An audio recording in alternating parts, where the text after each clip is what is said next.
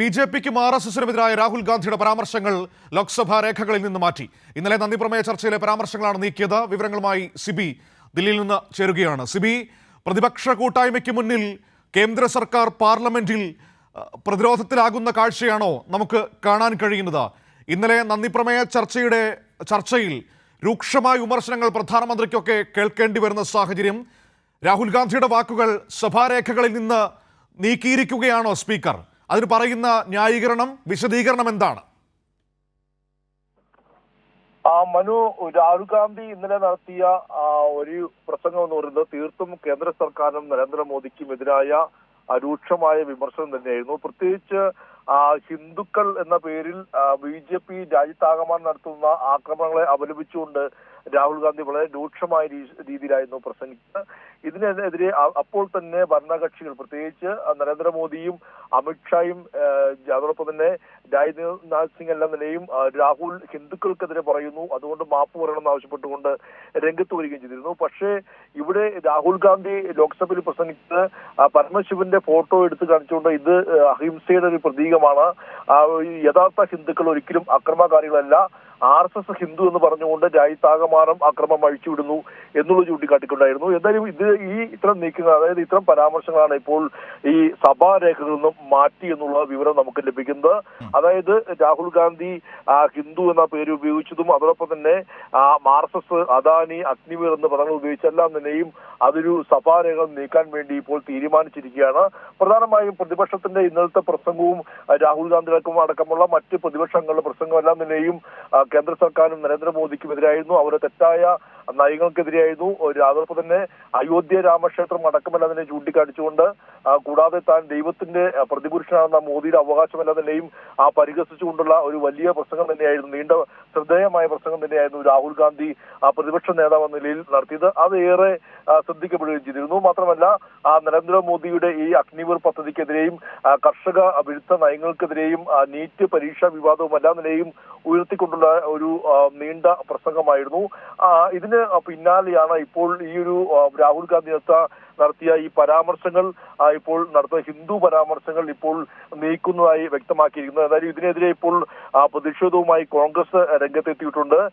ഹിന്ദുക്കൾക്ക് വെറുപ്പ് വളർത്താൻ കഴിയില്ലെന്നും സ്വയം ഹിന്ദുക്കൾ എന്ന് വിശേഷിപ്പിക്കുന്നവർ ഹിംസ പടർത്തുന്നതായിരുന്നു രാഹുലിന്റെ ഈ പരാമർശം. ഈ പരാമർശം അടക്കമാണ് ഇപ്പോൾ ഇത് അത്തരത്തിൽ സഭാരേഖകളിൽ നിന്ന് നീക്കുമ്പോൾ അതിൽ അപകടകരമായ ഒരു പ്രശ്നം ഒളിഞ്ഞിരിപ്പുണ്ട് സിബി. അതായത് ഈ ബി.ജെ.പിക്കും ആർ.എസ്.എസിനുമെതിരെ വിമർശനം ഉന്നയിച്ചാൽ അതെങ്ങനെ ഹിന്ദുക്കൾക്കെതിരായ വിമർശനമാകുമെന്നത് വളരെ പ്രധാനപ്പെട്ട ചോദ്യമാണ്. ഈ സംഘപരിവാർ സംഘടനകൾ ഹിന്ദുക്കളുടെ പേരിൽ നടത്തുന്ന അക്രമങ്ങളെയാണ് രാഹുൽ വിമർശിച്ചത്. അതെങ്ങനെയാണ് ഹിന്ദുക്കൾക്കെതിരായ വിമർശനമാകുന്നത്?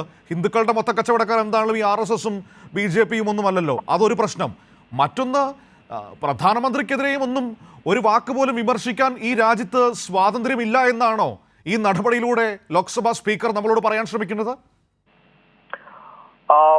മനു, ഇന്നലെ നമുക്ക് കാണാൻ കഴിഞ്ഞത് തികച്ചും, അതായത് ഒരു പ്രതിപക്ഷ ശബ്ദം ഉറക്കെ കേൾക്കാൻ ഒരിക്കലും നരേന്ദ്രമോദിക്ക് ഒരു ഇത്തരത്തിൽ ലോക്സഭയിൽ ഉണ്ടായിട്ടില്ല. പക്ഷെ ഇന്നലെ അതിൽ നിന്ന് വ്യത്യസ്തമായി പ്രതിപക്ഷത്തിന്റെ ശക്തിയും ഐക്യവും നേരിട്ട് അനുഭവിക്കുന്ന ഒരു രീതിയിലേക്ക് നരേന്ദ്രമോദി മാറി. പ്രത്യേകിച്ച് നമുക്ക് ആ ദൃശ്യങ്ങൾ വ്യക്തമാണ്. നരേന്ദ്രമോദിയും അമിത്ഷായും അതുപോലെ തന്നെ രാജ്നാഥ് സിംഗ് എല്ലാം തന്നെയും ഈ പ്രതിപക്ഷ അംഗങ്ങൾ, പ്രത്യേകിച്ച് രാഹുൽ ഗാന്ധി അടക്കം പ്രസംഗിക്കുമ്പോൾ വലിയ ഒരു വിമർശനം അല്ലെങ്കിൽ വലിയ രീതിയിൽ തിരിച്ചടിക്കാൻ കഴിയാത്ത ഒരു മുഖഭാവങ്ങളടക്കം തന്നെ നമുക്ക് കണ്ടു. ഒരിക്കലും മോദിയിൽ നിന്നും ഇത്തരത്തിലൊരു മുഖഭാവം ജനത ഇന്ത്യ കണ്ടിട്ടില്ല. ആ രീതിയിൽ പ്രതിപക്ഷത്തിന്റെ ഐക്യവും ശക്തിയും ഇന്നലെ വെളിപ്പെടുന്നതായിരുന്നു ഇന്നലത്തെ പ്രതിഷേധവും പ്രതിപക്ഷ അംഗങ്ങളുടെ എല്ലാം തന്നെയും വാക്കുകളും. എന്തായാലും കോൺഗ്രസ് ഇപ്പൊ പറയും ഉൾക്കൊള്ളാൻ മോദിക്കും അമിത്ഷായ്ക്കും ഇപ്പോഴും കഴിയില്ല. മാത്രമല്ല ആർ.എസ്.എസ്, അദാനി, അഗ്നിവീർ എന്നീ വാക്കുകൾ പാർലമെന്റിൽ ഉപയോഗിക്കാൻ കഴിയില്ല എന്നും കോൺഗ്രസ് ചോദിക്കുന്നു. സ്വാഭാവികമായും ഇന്നലെ രാഹുൽ ഗാന്ധി ചൂണ്ടിക്കാട്ടുന്നത് തന്നെയാണ്, ഹിന്ദുക്കളുടെ പേരുകൾ ഉയർത്തി കാണിച്ചുകൊണ്ട് അല്ലെങ്കിൽ ഹിന്ദുക്കൾ എന്ന് പറഞ്ഞുകൊണ്ട് രാജ്യത്ത് അക്രമം അഴിക്കുന്നു, ഹിന്ദുക്കളുടെ അട്ടിപ്പേർ അവകാശം ബി.ജെ.പി ഏറ്റെടുക്കുന്നു. ഇവിടെ പരമശിവന്റെ ചിത്രം മാത്രമല്ല ഹിന്ദു അതോടൊപ്പം തന്നെ ഇസ്ലാമിക മതചിഹ്നങ്ങൾ ചൂണ്ടിക്കാണിക്കുന്നു, ഗുരു നാനാക്കിന്റെ ചിത്രങ്ങൾ ചൂണ്ടിക്കാണിച്ചു, ജീസസ് ക്രൈസ്റ്റിന്റെ ചിത്രങ്ങൾ ചൂണ്ടിക്കാണിച്ചു. അങ്ങനെ മതനിരപേക്ഷമായ ഒരു ഇന്ത്യയാണ് എന്ന് വ്യക്തമാക്കുന്ന ചില സൂചനകൾ കൃത്യമായി രാഹുൽ ഗാന്ധി പറയുന്നു. മാത്രമല്ല ഹിന്ദുക്കൾ എന്ന് പറയുന്നത് അഹിംസയെ അല്ലെങ്കിൽ അഹിംസയാണ് അവരുടെ മാർഗം. ഗാന്ധിജിയെ പോലെ തന്നെ അഹിംസ പാത പിന്തുടരുന്നതാണ് ഹിന്ദുക്കളെന്നും അതുകൊണ്ട് ഇപ്പോൾ RSSും BJPയും നരേന്ദ്രമോദിയും നടത്തുന്നത് ഹിന്ദുക്കളുടെ യഥാർത്ഥമായ ഒരു രീതിയില, മറിച്ച് ഹിന്ദുക്കളുടെ പേരിൽ അക്രമം അഴിച്ചു വിടുകയാണെന്ന് കൃത്യമായി പ്രതിപക്ഷ അംഗങ്ങളും രാഹുൽ ഗാന്ധി വ്യക്തമാക്കുകയും ചെയ്യുന്നു. സ്വാഭാവികമായും അതിനെതിരായ ഒരു തങ്ങൾക്ക് കഴിയാവുന്ന ഒരു പ്രതികരണമാണ് ഇപ്പോൾ ഈ സഭാരേഖകളിൽ നിന്നും ഈ വാക്കുകൾ മാറ്റുക എന്നുള്ളത്. എന്തായാലും ഈ നരേന്ദ്രമോദിക്കും BJPക്കും ഇന്നലെ കാര്യങ്ങൾ വ്യക്തമായിരിക്കുന്നു.